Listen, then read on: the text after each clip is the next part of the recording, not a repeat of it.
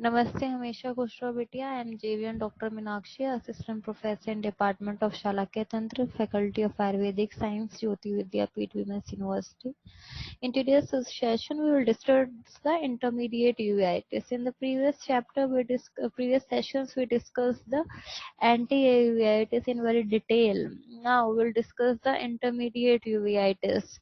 What is intermediate uveitis? It includes the inflammation of the pars plana and peripheral part of the retina and underlying choroid. So it is also called the pars planitis. It refers to the inflammation involving the pars plana, ciliaris, peripheral retina, choroid, and vitreous base. Then what is the etiology of the intermediate uveitis? It is idiopathic, means the exact cause is not known, but there is a positive correlation with HLA-DR2 gene, and it is found in the known cases of TB, syphilis, sarcoidosis, and Lyme disease. Then we come to the clinical features of the intermediate uveitis. Intermediate uveitis can be asymptomatic or they can be floaters in the insidious onset, and patient may suffer from the blurring of vision and decreased vision, whereas the symptoms such as pain, photophobia, and redness are uncommon. Then we come to the signs, the anterior segment signs and the posterior segment signs. In case of the anterior segment signs, the low-grade flare and cells will be seen in the anterior chamber, and few KPs due to the spillover anterior uveitis, and lens will show complicated cataract. In case of posterior segment signs, the vitreous cells will be from grade +1 to +4. There will be anterior vitreous condensation. There will be snowball or cotton ball opacities, which are called the ants' eggs. They are the typical exudates present near the ora serrata in the inferior quadrant. And there will be snow banking, the gray-white fibrovascular plaque over the pars plana, with or without associated peripheral retinal periphlebitis, and there will be severe vitreous opacification.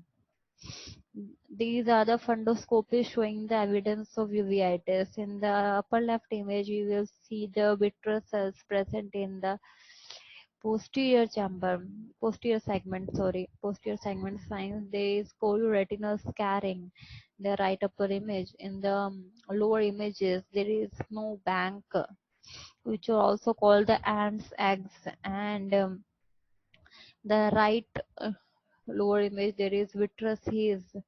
So all these signs will be present in case of the intermediate uveitis. Then we comes to the treatment plan of the intermediate uveitis. There is a four-step protocol of Kalpan.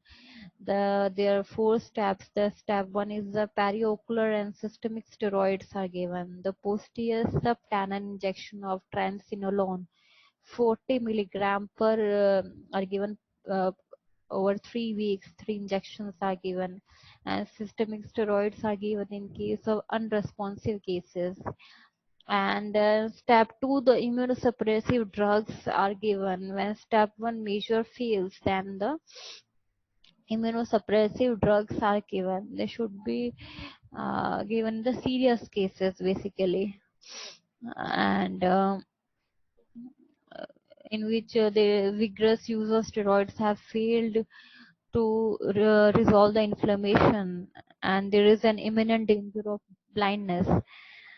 And third is the cryotherapy or the indirect laser coagulation. They are done in the cases with snow banking. And the fourth step is the pars plana vitrectomy. It is done in the severe cases, and when the step 3 of the cryotherapy or the indirect laser coagulation has failed. And it helps by removing the inflammatory debris, the antigenic load, and the possible traction on macula. Its role in tractional retinal detachment is unequivocal. Then here is an image of the subtenon steroid injection, how it is given under the subtenance capsule in the subtenance space. And in the upper image, they have shown the advancement of the needle, which should be follow the curvature of the globe. So, with many very much precautions, we should give the periocular uh, these in steroids, the subretinal injection of triamcinolone. So here is the intermediate uveitis. We have discussed the etiology. What is the etiology? Then what are the clinical features? Basically, what are the signs of intermediate uveitis? And uh,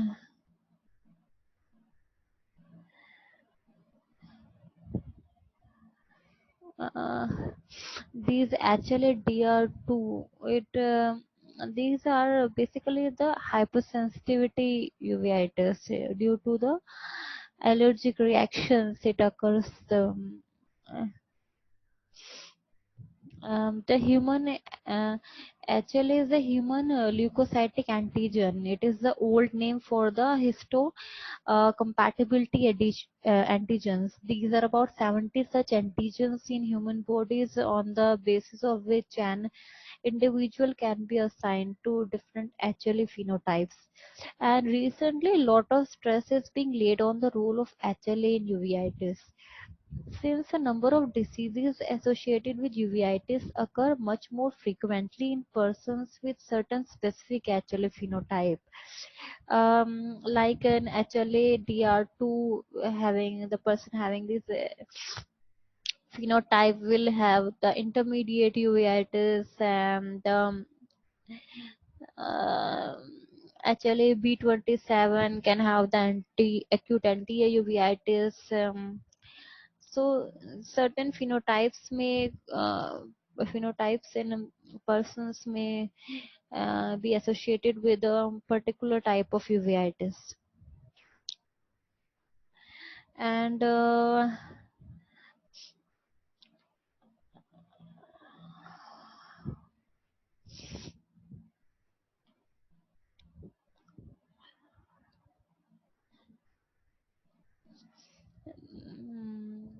then we discuss the symptoms and the signs of the anti-uveitis. What are the anterior segment signs and the posterior segment signs? These are very important in case of the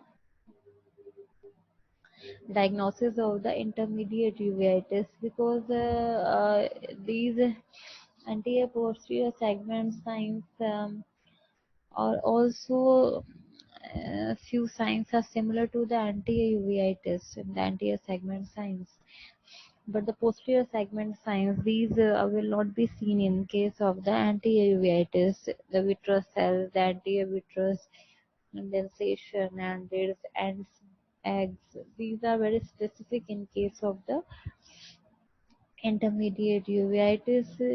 So the proper differential diagnosis should be made.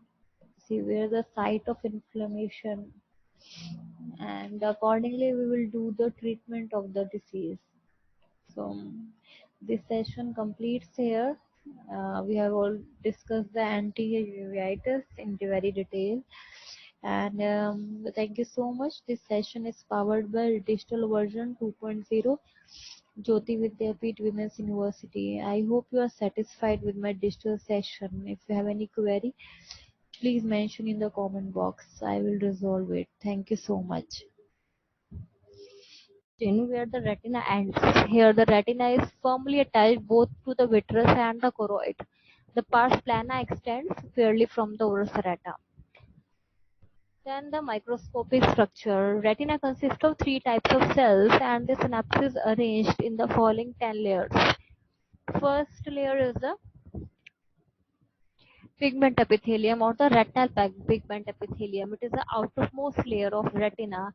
It consists of the single layer of cells containing pigment, and it is firmly adherent to the underlying basal lamina. which is called the Bruch's membrane of the choroid. And there's a term called subretinal space. It is a potential space between the retinal pigment epithelium and the neurosensory retina.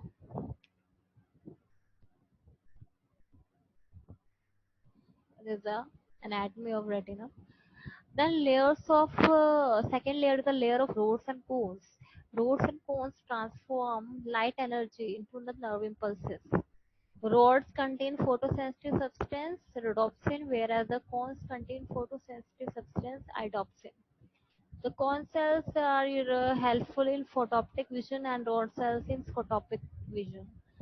The cones are about 120 6.5 million, and rods are about 120 millions.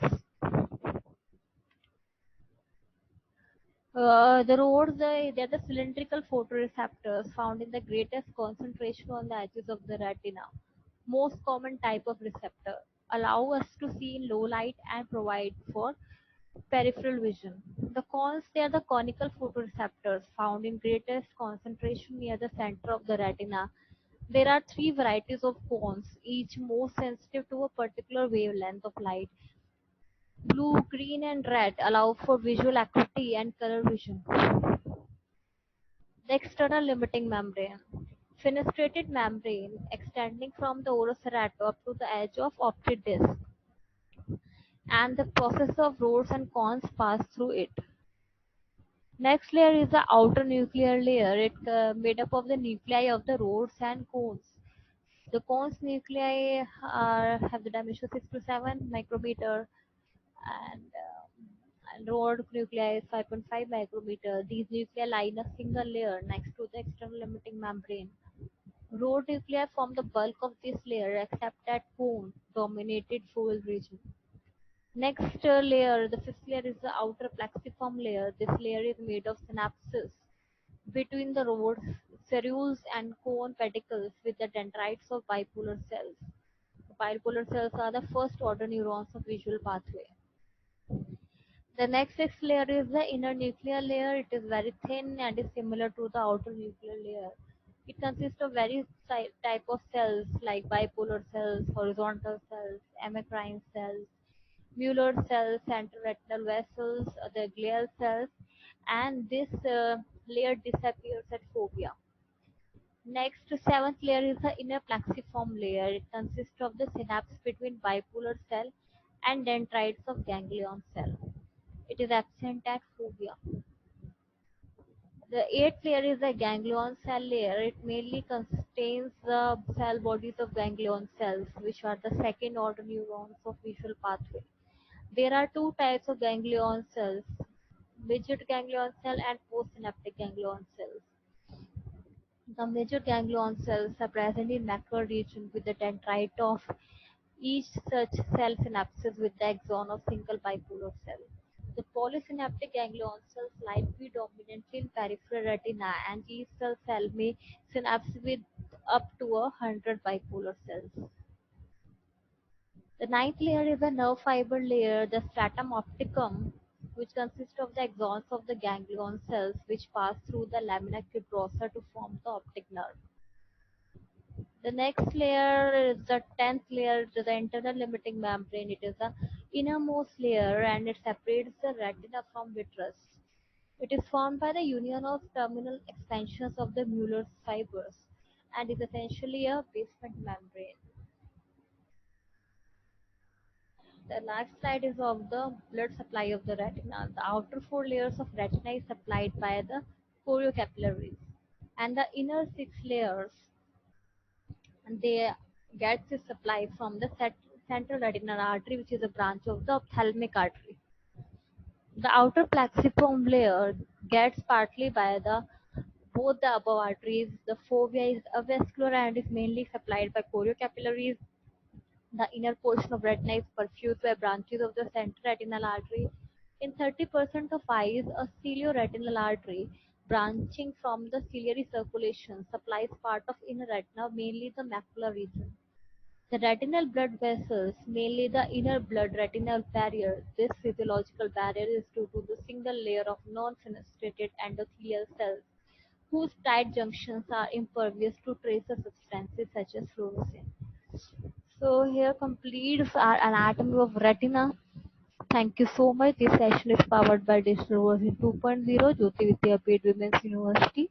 I hope you are satisfied with my digital session. If you have any query, please mention in the comment box. I will resolve it soon.